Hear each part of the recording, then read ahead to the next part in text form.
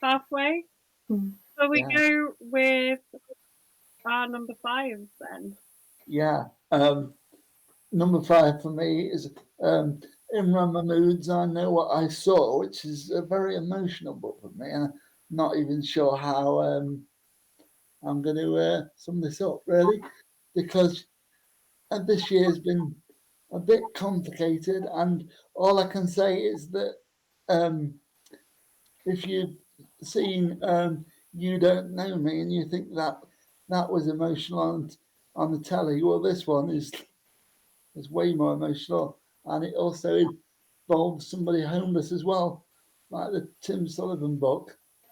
But it's what happens to the homeless guy and his life as during a very complicated situation. He turns up at a house and he starts to remember things, and he thinks he remembers how someone has died, but he's not remembering things in the normal way. And I'm not going to say any more than that because I'll end up ruining it for people. But if you really want to know about homelessness and how it can change you, then this book is definitely one that you must read. Go on, number 5. Okay, so I had a message from one of our authors, Penny Batchelor, saying, I've got a friend who's written her debut crime novel. Would you be interested in an interview? So, absolutely. So, I downloaded this book, and it was, when I know we get a lot of books chosen for us, and we love all of the books for our interviews, and we have a great time. We are very, very lucky to have a list put out in front of us. This was a book that I picked up that I really wanted to read in that moment, just what I was in the mood for. So I was really excited. So Emma writes as E.C. Scullion, and the book is called Intruders, and I've got it written down because I kept calling it something else. So she's got Intruders and Evaders, and I kept calling this Invaders, which she's now considering as the title for book 3 because so many people have made the mistake. I was like, you might as well, because when people are Googling that, they'll find all 3 then. Win. So ANHOLT is seconded to Buenos Aires in South America it's basically a heist novel. There is something in a house, in a safe. He has no idea what it is, but he has to find a way to get into this house and back out with whatever it is without being caught. So when he lands in Buenos Aires, he knows he's in trouble because he's already been there before, and there's people that want him dead, basically. So he's navigating a new team of people that he's supposed to be running for this heist, and dodging old people that he doesn't want anything to do with because scary, and trying to figure out how to get into this house. It's in a gated community, there's lights everywhere, there's no real points where they can break into it. It's, there's security patrolling, and obviously everybody's armed.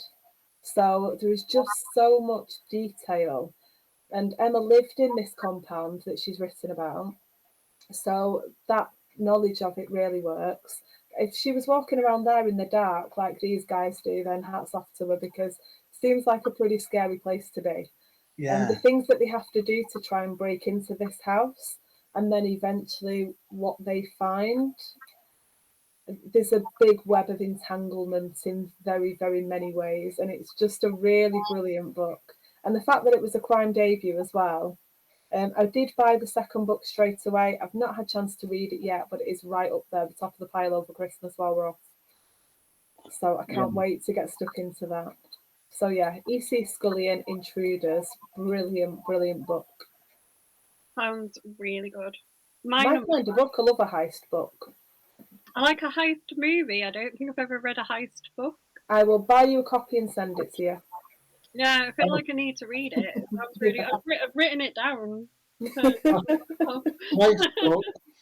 Heist books would be one that I would suggest. and the only reason that that's not made me top list is because he's American. It's Black Top Wasteland by S.H. Oh, yeah, Yeah, I've got that. I started it. yeah, yeah. I have not. I've heard of it, but not read Yeah, I it. bought it on my Kindle, but it's one of Brilliant. those things we start things and then we think, why have I started this? Because I've got other books to read before interviews. Yeah, Mhm. So and stuff if gets you put down and then you get frustrated waiting to read things. well, if you love cars, then it's going to be one for you. Black Top Can't Wasteland. drive. Yeah, car. Look, There's not a driver between us. No, don't love cars. My number 5 is Festival of Death Okay. by Laurence ANHOLT. Totally from an author interview. Little Brown send us out like newsletters of things that are coming up and say, do you want to book any of these authors? And I read the description of Festival of Death. And I was like, yeah, I want to interview this author. This sounds great. And they sent me a review copy of Festival of Death, which is actually the second in the series. And Laurence is just the loveliest man. He really is. He's so nice.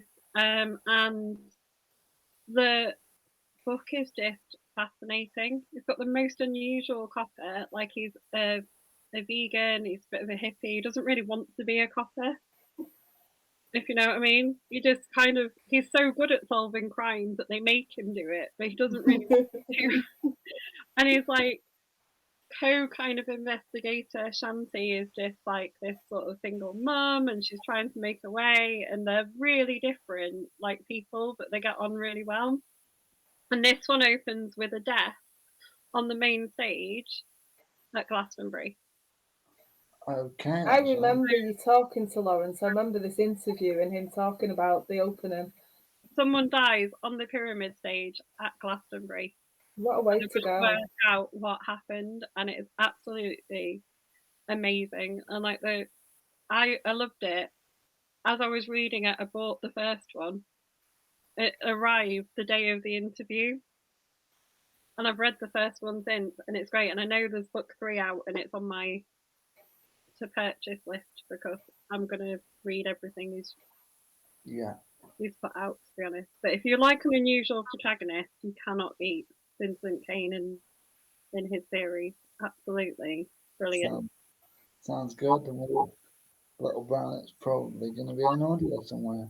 Exactly. And it's just, I mean, how you wouldn't even think about, how do you go about investigating a death that like literally thousands of people have seen? Yeah. I don't think I could investigate one if I saw it, never mind thousands of people. I know, but it's like, that's what makes it such a good novel, I think. It's such a way out idea that you're like, how do you go about solving that, you know? Yeah. And so many different ways Slowly, you die on carefully. stage as well. Yeah, exactly. But it's so good. It's just absolutely. Do you know when you know you've sort of discovered someone that you like as a person is really great, but you like as an author even more, and you're gonna just go and buy he's gonna put out books, and I'm just gonna buy them without questioning from now on because they're just so good. Number 4. What are we going with? Number 4. It's not number 4 for me is Christopher Brookmyre's The Cut. This was nominated as one of the McIlvenney Prize long-listed ones, and it's so different to a lot of things. But Chris has got a habit of writing unusual books, and this is about it's about in the 80s. You may have heard of the phrase "video nasties." It's about a former makeup artist who gets released from prison for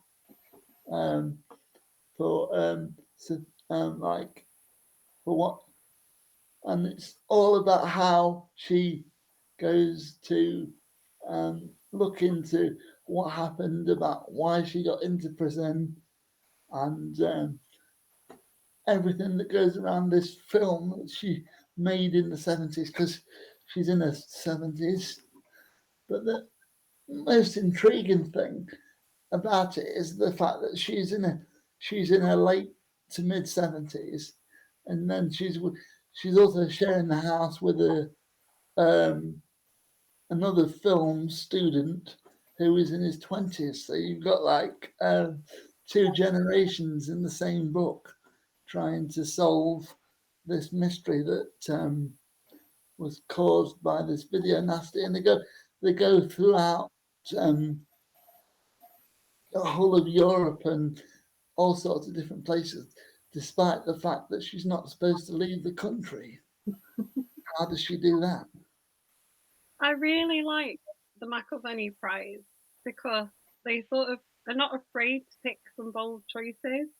And they pick from all types of publishers, don't they? So they get like the really small indie publishers and things like that don't appear on a lot of prize lists. Yeah. And they're always guaranteed. The few years that I've been involved with like interviewing the McIlvenney Prize list have found some amazing reads from it. Like they always pick such really good quality books.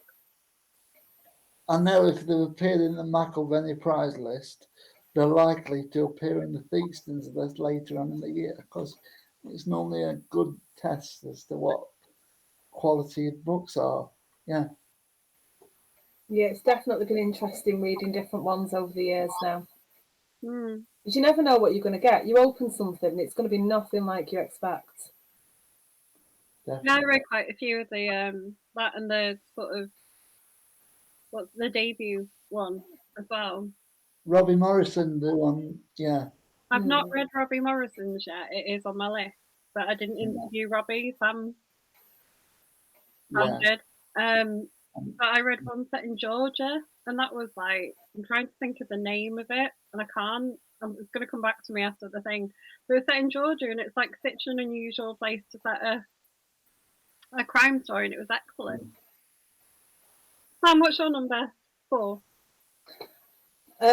One of our absolute favourites from UK CBC, Kate Bendelow, Definitely Dead.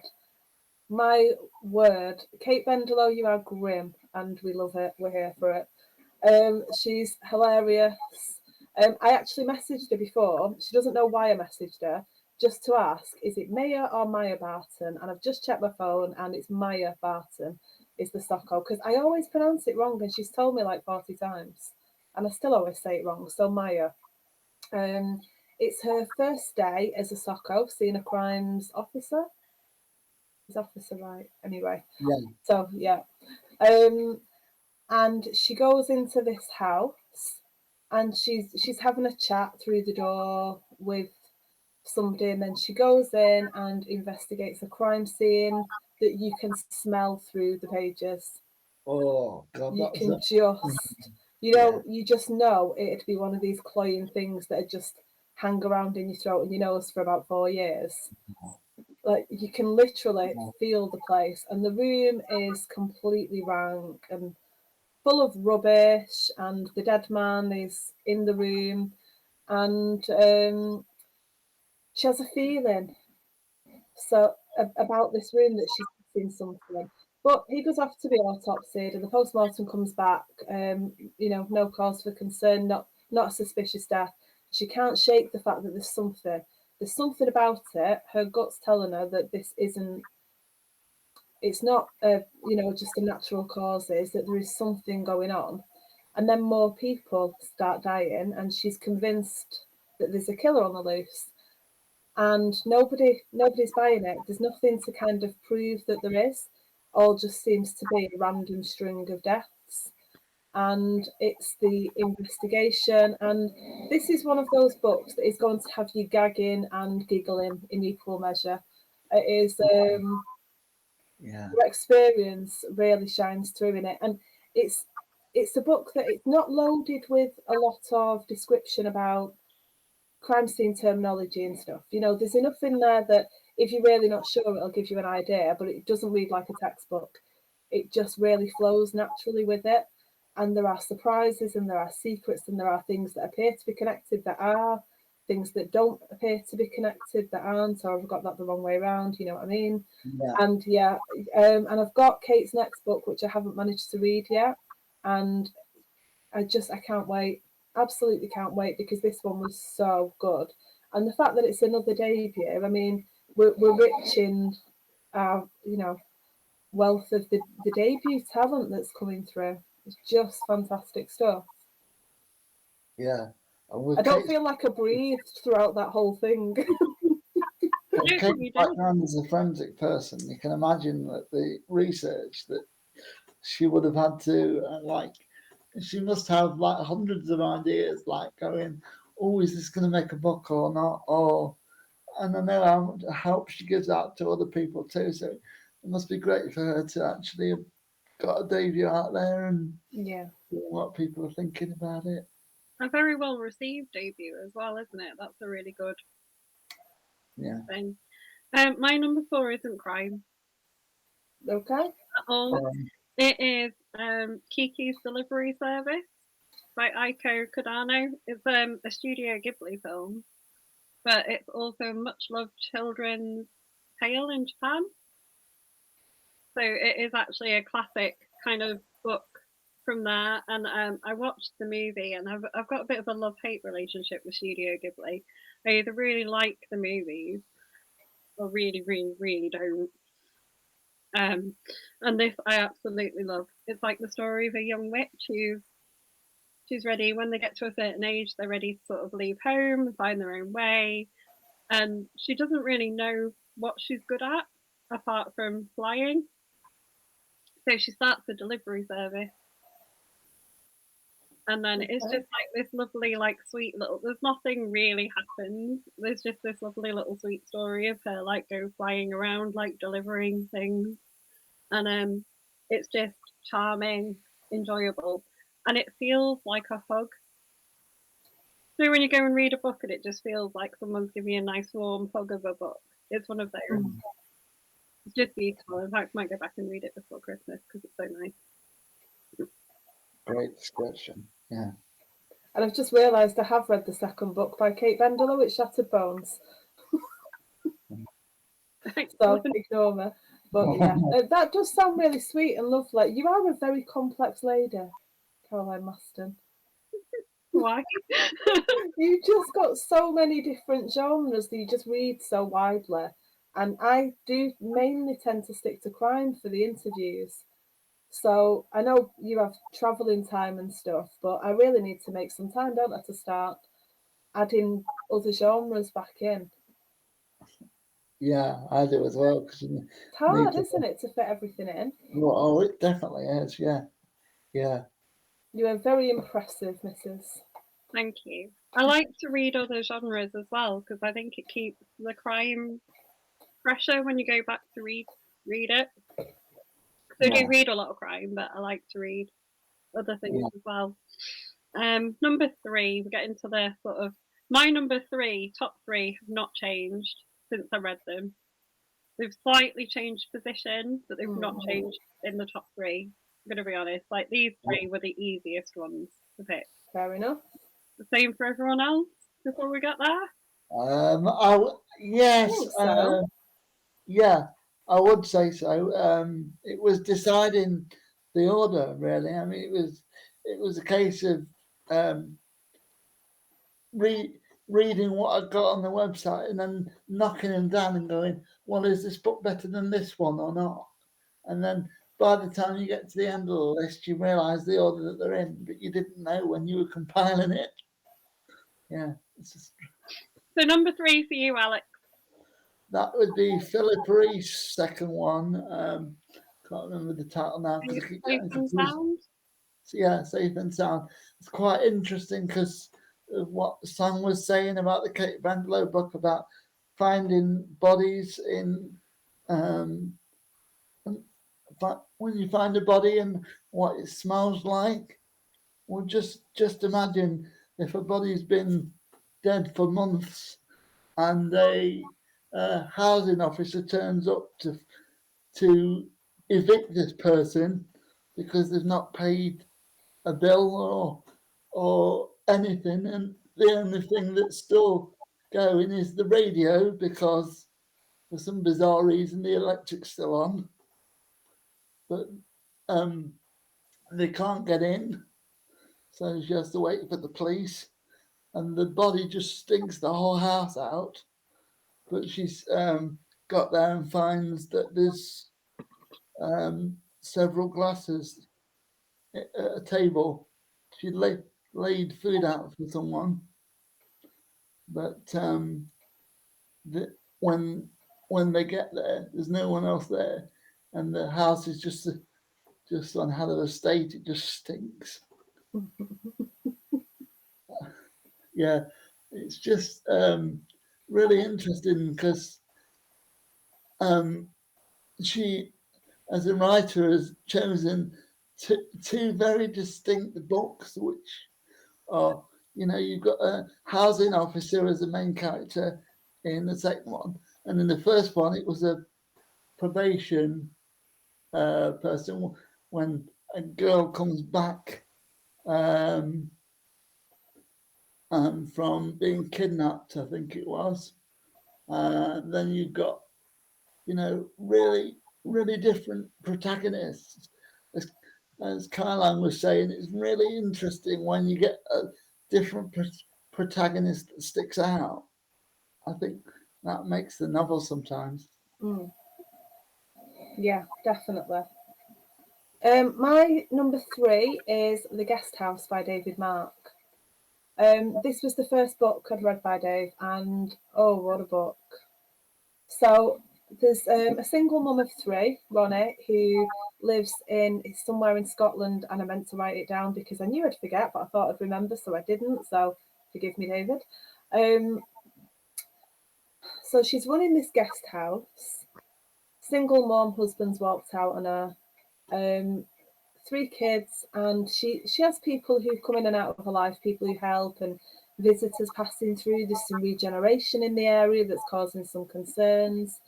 Is it going to be a spa? Is it going to be something different? What's going on there? And this massive, gorgeous house, which I believe is based on a real one. I really should check things before I start talking. So there are European gangs involved. So there are drugs and gun running, smuggling, all these different things going on. And after being obviously let down by the husband who's gone, Ronnie meets somebody new, and then she can't quite figure out what the relationship with him is. Is it going to be serious? Is it not? And then he goes missing. So she's trying to figure out where he is, who he is. Is he who he says who he is? With all of these European troublemakers, who are not all Europeans are troublemakers, by the way. I'm not wording this well. So there's a lot of shady characters, and when it goes dark up there, there's no street lights. It's really dark. So what's lurking in the shadows? Who's lurking there?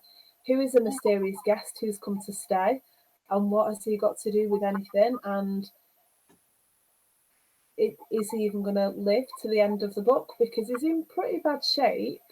So there's so much intrigue and mystery, and David Mark is someone who really goes for it with the details. There is no holding back from this man. This story goes to levels of detail that were just astounding, and it just set me to buy more and more books. I just thought it was fantastic. And another person, because I stepped in for Sam. You did, yeah, when my internet just wasn't there. And another person who sometimes when you interview someone and the interview is so magical that you just know that you're going to go and read so many of their books. David Mark is such a great person to interview. Yeah. He is so good. He's just got something about him, hasn't he? He's so intriguing, and he's so brutally honest, and he's funny, and he's warm, and all of that comes through in his books. So yeah, I can't recommend. Just go and download the back catalogue. I actually think there's some on offer at the minute as well. See, this is what we need to do beforehand next year. Let's go and find out what's on offer that we can say to people, and today 99p, today 2.99. Yeah, that'd be a good one. We will do that for next year. Yeah. My number 3 has been it's been in my top 3 since I've read it. And it's Hideous Beauty by William Hussey. That's the one I thought you were going to mention earlier today. I'd missed the title in something that me and Kaz did earlier. And yeah, that's the one I thought you were going to say, because I know how much you love this book.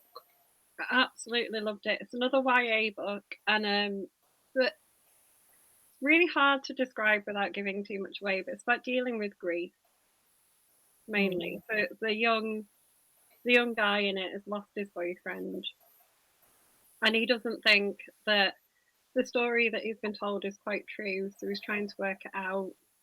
He thinks he's there's all sorts of stuff in it, but it's just the level of emotion that you get in it. I was reading this, and I was reading it at work, and I was genuinely sobbing on my lunch break, reading the book, like actual tears just pouring down my face as I was reading it at work, and I was like, I have to stop. Which is the only reason I haven't read it yet. Yeah, it's heartbreaking. Absolutely amazing story. Just so powerful. I've got his second YA book he's just written to read, but it's sort of that is one of those where all the author chat ones have taken over. Yeah. So it's another probably like a Christmas read, but it's just outstanding as a novel. Yeah. But only read it when you're on your own, somewhere where no one's going to see you crying. Can I just say, William Hussey, thinking of you, hoping you're feeling much better very, very soon. Lots of love from all of us here. His crime novels as well, also interesting. Worth checking out, but it had to be Hideous Beauty for me, because just for the emotional connection that I had with it. Yeah, I remember you absolutely raving about this, and I remember you telling me about the floods of tears you're in trying to hide your face at work. So yeah. And I'm not I don't cry easily at things, so for me to be sat at work in floods of tears was quite unusual. Before we go to our top 2, because I'm cheating slightly, my top 2 are sort of my top 1. If that makes sense, because I can't pick between them. So they're at number 2 and at number 1, but they're equal number 1. Okay. If that makes sense. No, it's not allowed. I had to make a decision. You have to make a decision. Tomorrow my decision would be different. And then the day after that it would be the other way around again. Like I literally can't pick between them. My top 2 are so good. So honourable mentions. Should we do our honourable mentions before we go to our top 2? Yeah. I've got quite a few actually, because although my list is all UK books, because the UK Time Book Club, of course. We've got several books which are non-UK authors, like Femia Coyote's The Light Seekers, which is quite amazing. It's about a psychologist who goes to investigate I don't know how you could describe it. 3 guys get tires popped down them, and then they get a set of light, and it's about the tires are the guys. The tires with the round the guys' necks, and they get a set of light.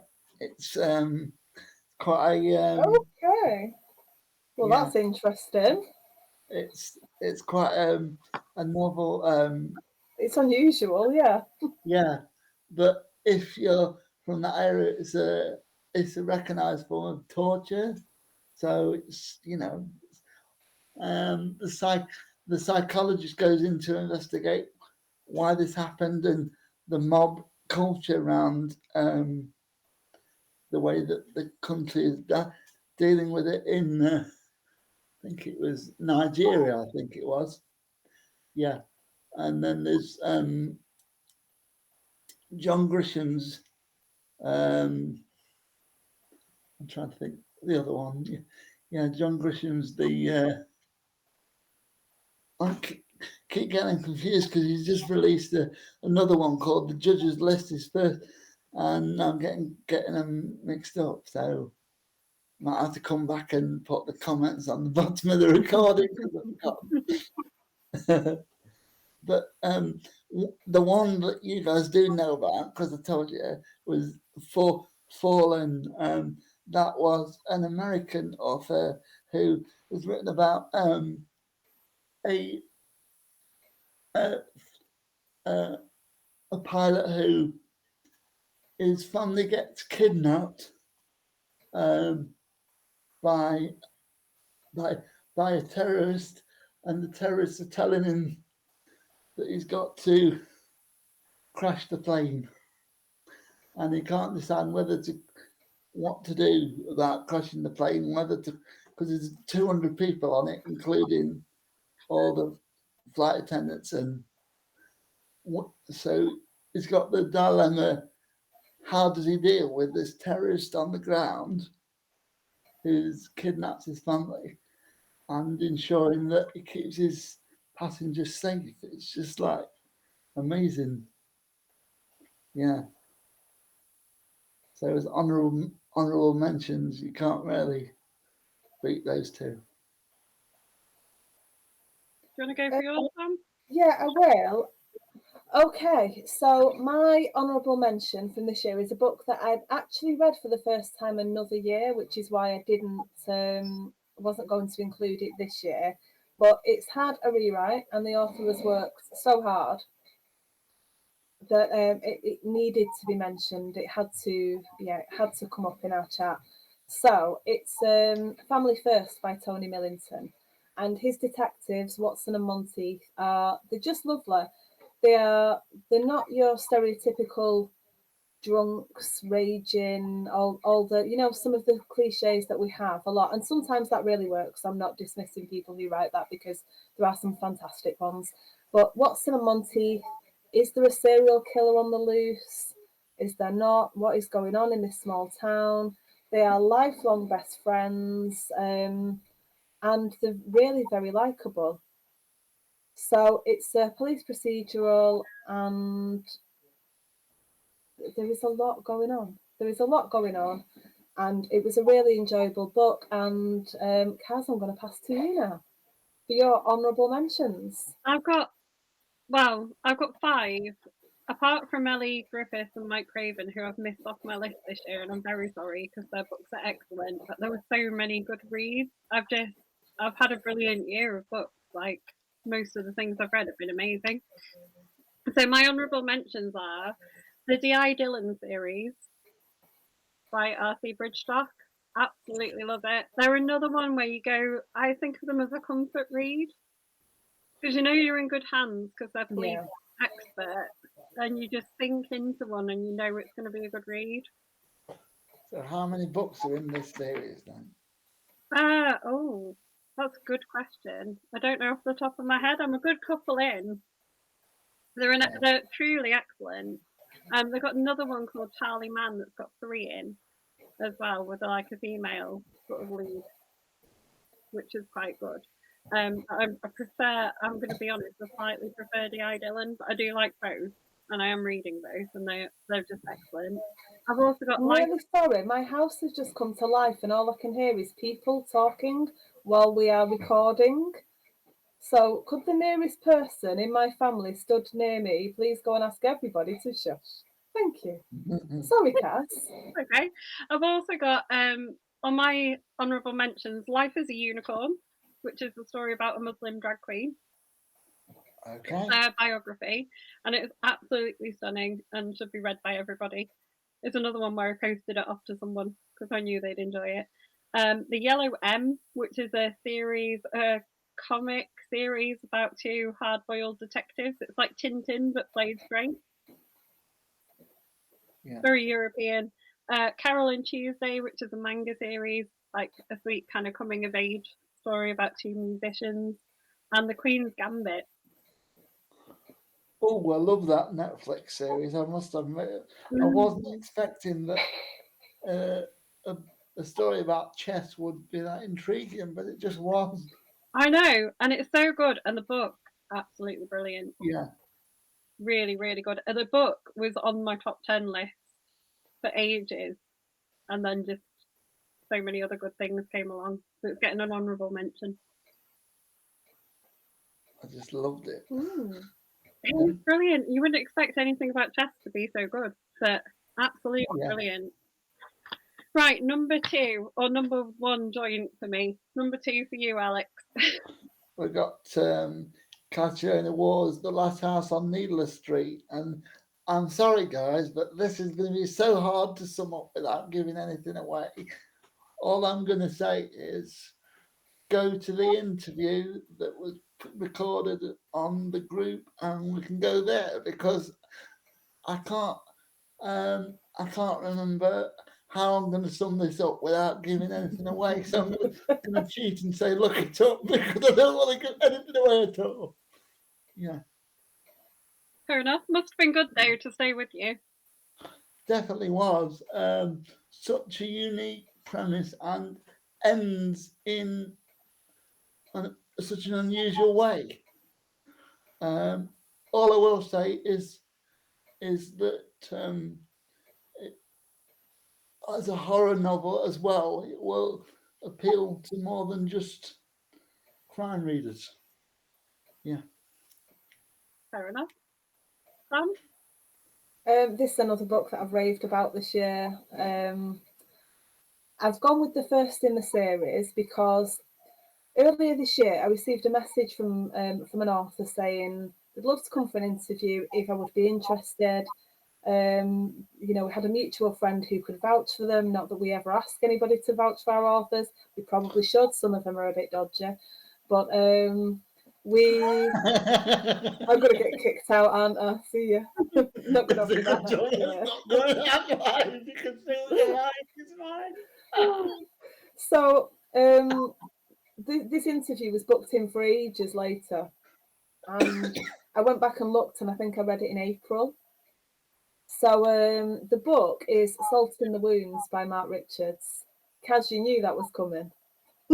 I did. And also, genuinely, I've interviewed Mark Richards as well, and he gave me one of my favourite stories ever in a response to a question about this book, and it's brilliant.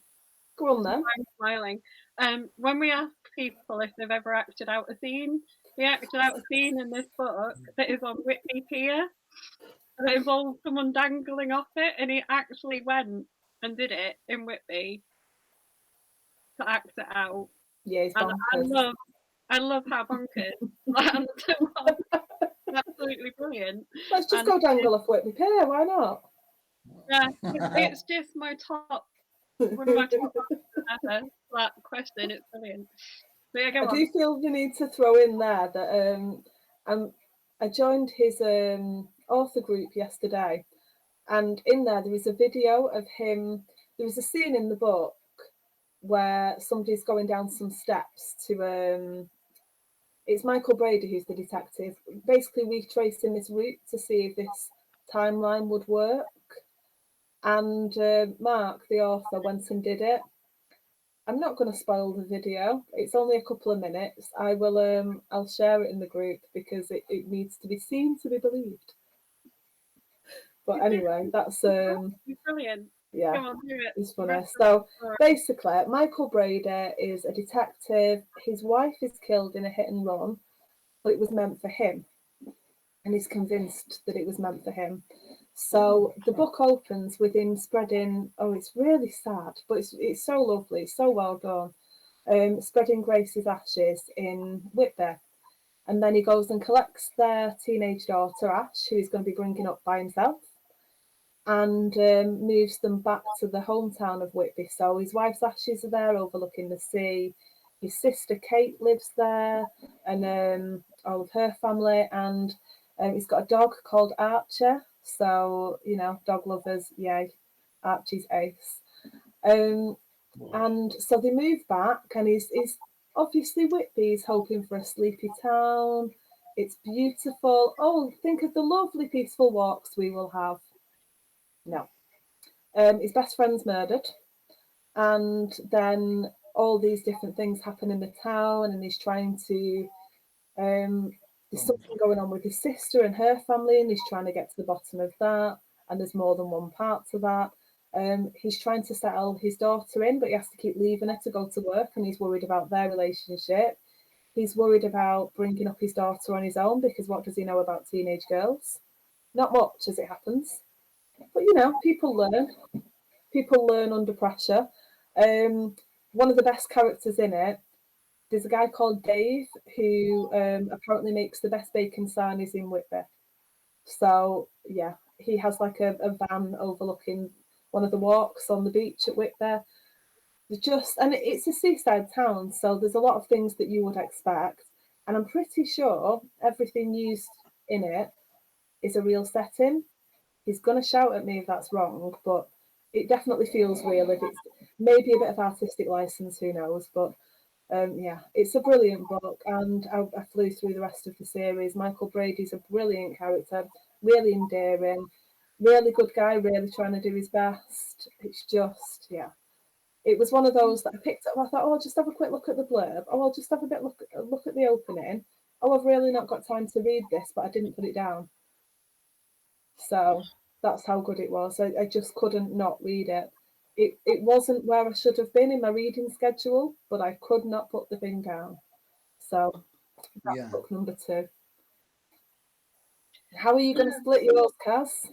I'm not. My joint top, my number 2. No, pick one to go first. Come on, keep it in order. I am keeping it in order. My number 2 is Witness X by Sarah Fair Moorhead. enough. She writes as S.E. Moorhead. And I read this, again, I think it was one of the first things I read in January for an author interview. And I absolutely love it. It's just, when I tried to sum it up for the blog that Sarah Ward put out, I think I just wrote there needs to be more. Yeah. There just needs to be more of these novels. There needs to be so many more. Like, why are people not writing books like this? It's brilliant. It's kind of a crime investigation. It's got like a cyberpunky kind of Philip K. Dick kind of sci-fi-ish twist. So it's like in a near dystopian future. They use kind of recorded memories to like look into crimes. Has it got a tower with like, is it a red tower with somebody falling? Yeah, the cover. Yeah, yeah. Tells you how iconic it is. If I can remember the what the cover looks like from Caroline describing it, people. Yeah, there you go. Signed copy, which makes it even more special. My husband says it reminds him of a movie called Strange Days, which I've never seen, so I'm going to trust him for it. But for me, I love kind of futuristic crime anyway. I love things with a bit of a dystopian twist. So it was selling itself to me before I even started reading it, and it is excellent. It's like a tour de force of writing, and there just needs to be more of it. She needs to write faster. We've had this discussion. She just needs to bring out more books so I can buy them all, and more people need to write them. There just needs to be much more of them.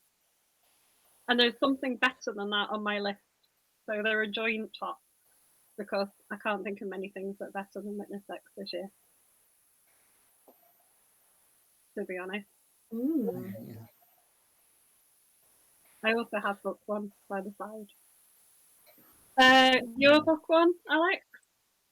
Well, I think this was an honourable mention last year, because I think whilst we were recording, I was reading it.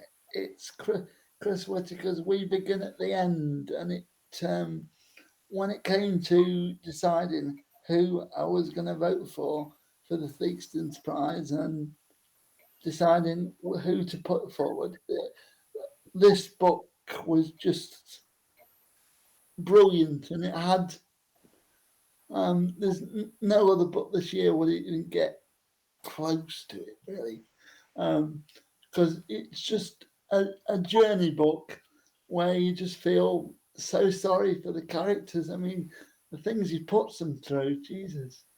And it reminds me a lot of like To Kill a Mockingbird, and there's even a character with a similar name in it. So yeah, it's just so kind of sad and emotional as well. And deservedly won I think it was the Gold Dagger and the Theseus Prize in the same year, so it tells you how good it is. Yeah, brilliant book. Even though I read it last December, it still had to go on the list this time. Funnily enough, that's something we've got in common, because my number one was the first book I read, end of December, beginning of January. I'm not quite sure, but it was basically my first book of the year. And the woman who wrote it is an absolute delight, and that really comes through in her writing as well. She's, as a person, as an author, she's just bloody good for the soul. She really is. It's Sheila Bugler, Before You Were Gone. So Sheila was on my as well. Say again, sorry. She has an epic hairband as well. Yeah, she does. And she's just utter gorgeousness. The woman is walking sunshine. She really is. So Before You Were Gone is it's a Dee Doran book, part of the Dee Doran. I believe it's a trilogy, but I'm mithering. I want more in the series. I want it to be a series and not a trilogy, is my point. So Dee thinks she's having a bit of a family reunion with a cousin, but it turns out that her cousin thinks that she's seen her dead sister. And this has been kind of something that's come up over the years. This girl died when they were young, and she just sees her everywhere. So it's following up on, is it really her, or is there something else going on? So the biggest thing for me with Sheila Bugler's books are the characters. They evoke such a response that there's somebody in this book, and I've talked to Sheila about this, maybe even in an interview, who literally wanted to stamp my feet in a rage. They're that well written, and I'm not going to tell you who it is. I don't want to give anything away, but they're one of those people that you feel they're really real, and they make your blood boil, and you wonder what you're going to do about them, and then you remember they're a character, and you can't do anything. But yeah, Dee is just one of my favourite characters of all time. I just really love her. She's inquisitive, and she's warm, and she's funny, and I just love Sheila Bugler's books. This is no secret. I tell people all the time to go and buy everything. And I've actually got a book called The Lucky Eight that was released this year. That's one of my Christmas reads. So can't wait to read that. So thank you, Sheila. Love the book. Go on, Kaz. Tell us your number one. So Witness X and Hideous Beauty were my top two all year, pretty much, until I discovered, until I had the fortune of winning measles in the auction that we did. So we did the auction for Red Kite Academy, and based on the criminal short stories, I knew that I wanted to read this author because their criminal short story was one of my favourites, and that's another reason I love anthologies, because you just discover new authors, don't you, all the time that are just excellent that you maybe wouldn't have tried. And P.G. Campbell's Bow Street Society books are my top book of the year. I've gone with The Case of the Curious Client, number one. But I've read two of them now, and they are absolutely excellent. They're just so good. I'm trying to think of the best way to describe it. They're kind of a group of amateur detectives called the Bow Street Society, and they operate in Victorian London. Each of them have their own skills. So there's like a doctor who's on the like payroll of like the police, as well as like an illusionist. There's all sorts of people, and depending on the case, the person who runs the society sort of assigns some of them to go and investigate it. And it's just marvelous because all the characters are diverse, they're really interesting, they're all as interesting as each other. So it doesn't matter which ones pop up, you're kind of interested in all of them. They travel across the series, so you learn new stuff about them in each book. It is literally my perfect read. The only thing that would make it more perfect is if it had something supernatural in, like a vampire or a witch. then it would be my perfect read. But it's so close to being my perfect read that I don't care, and it's going to be there, and it's going to get sick of me. I'm going to stalk her and buy every single thing she's written, and then pester her to write more. Sounds like a plan. And I can breathe now. I know. I just like so good. But I think it's got to be joint with Witness X because I don't know how to pick between them. It's fair enough. Yeah. It's two perfect books. Wow.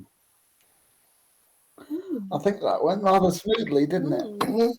Yeah. Overall, yeah.